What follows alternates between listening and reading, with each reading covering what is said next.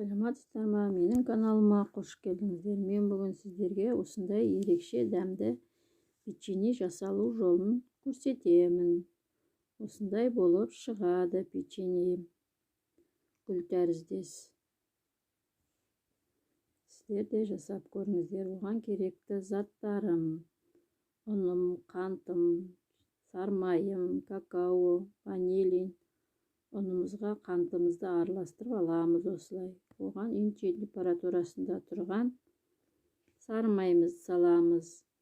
Енді осыны әбден араластырып, крошка жасаймыз жұмсақ. Әбден майымызды, ұнымызды, қантымызды бәрін араластырып аламыз.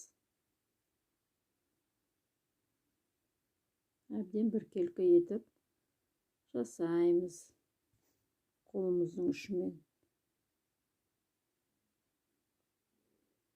Сонда жұмсақ дәмді печенье шығады.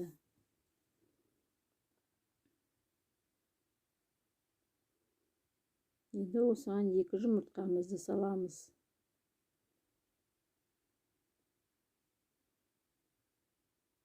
Енді осыны әбден араластырамыз біріккенше. Біріктіріп аламыз барлығын. Жұмсақтау қамыр болып шығады.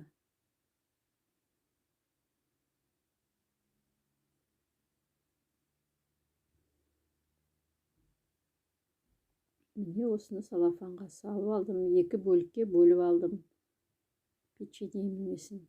Соны салафанға салып холодильникке сала тұрам.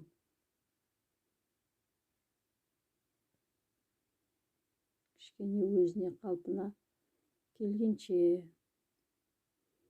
Екінші данымызға ванилиніміз бен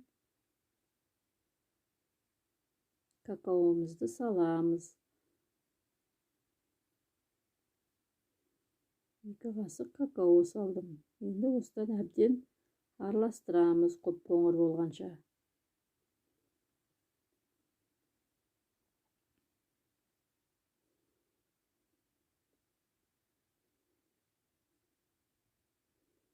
Міне осындай жұмсақ қамыр болып шығады. Бұны да салафанға салып 5-10 минутқа тоңазытқышқа салып қоямыз. Онда жасауға ыңғайлы болады.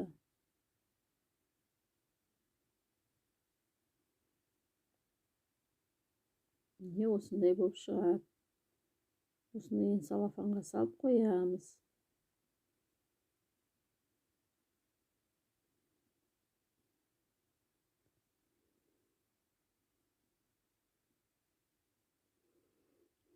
Менде 2 түрлі тесто болып шықты. Осыны өзіміздің керегімізге кесіп аламыз. Оны дөңгелетеміз.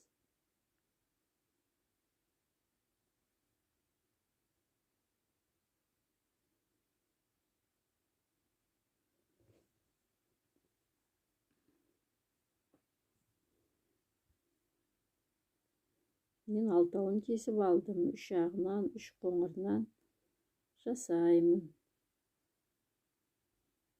Оны да өстіп дөңгелетіп аламыз барлығын. Дөңгелек қылдырып формаға келтіреміз.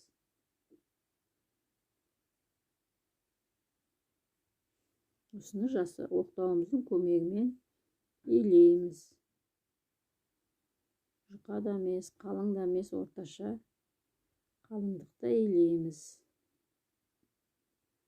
Осыған жасалған қоңырымызды саламыз арасына шариктап. Енді жан жақтарын біріне бірі біріктіріп, дөңгелек қылдырамыз.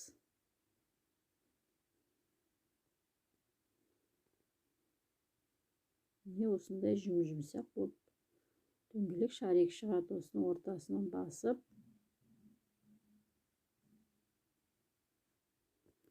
сәл илеп жібереміз. Енді осыны жан жақтарын 5 бөлікке бөліп аламыз. Енді шеттерін қысып печенье жасаймыз. Осындай печенье болып шығады. Осыларды да барлығын солай қылып жасаймыз. Әуелі ағын илеп аламыз. Ішіне қоңырын сала қоямыз.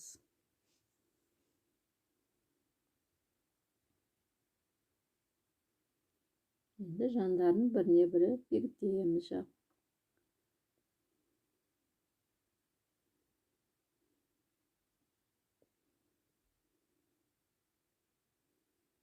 Анда солай жасаймыз.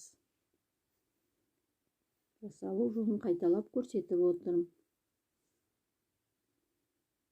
Осындай болып шығады.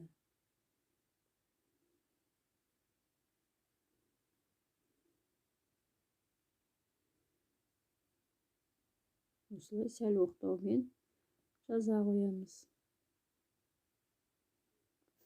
Жаңағыдай пышақпен жан-жағын кесіп аламыз.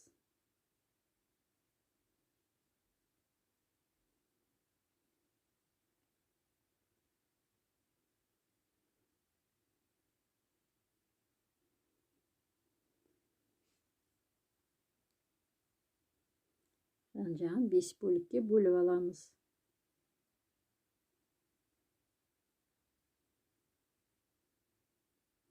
Енді шеттерін қыса қоямыз жайлап, формасын келтіріп.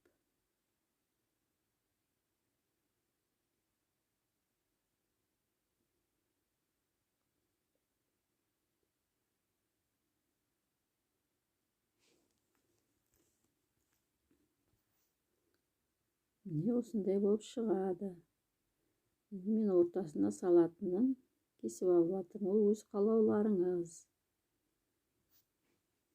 Әрине құюға да болады, жем құюға да болады. Мен ортасын кесіп алдым осылай.